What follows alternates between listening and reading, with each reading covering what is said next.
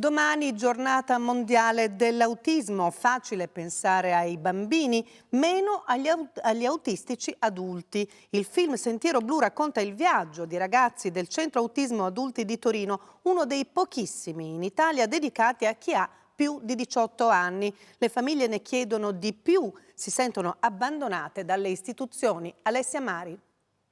12 ragazzi autistici e un sentiero blu, 10 giorni e 200 km a piedi lungo la via Francigena, con educatori e terapisti ma senza famiglie. Fatica, sconforto, felicità lungo il cammino. Il premio: incontrare Papa Francesco. Di non perdere il senso dell'umorismo. Come dico sempre io, noi autistici non ci venderemo mai. L'impresa pazzesca racconta l'autismo fuori dagli ambulatori e l'unicità di persone con disturbi del neurosviluppo, una condizione che danneggia più o meno gravemente linguaggio, comunicazione, socialità.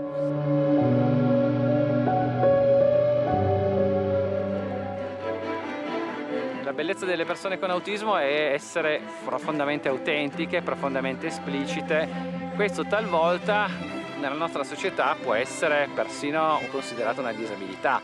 In realtà è una neurodiversità, cioè non è una malattia, è un modo di essere nel mondo. Con loro anche il neuropsichiatra Roberto Keller, che dirige il Centro per disturbi dello spettro autistico nell'età adulta a Torino. Questo è uno dei rarissimi centri in Italia specializzati nell'autismo degli adulti, persone che altrimenti, finita la scuola a 18 anni per le istituzioni, scompaiono. Qui avviene un addestramento cognitivo e comportamentale, una cassetta degli attrezzi per vivere la vita quotidiana in società. Secondo voi quanti modi ci sono per salutare?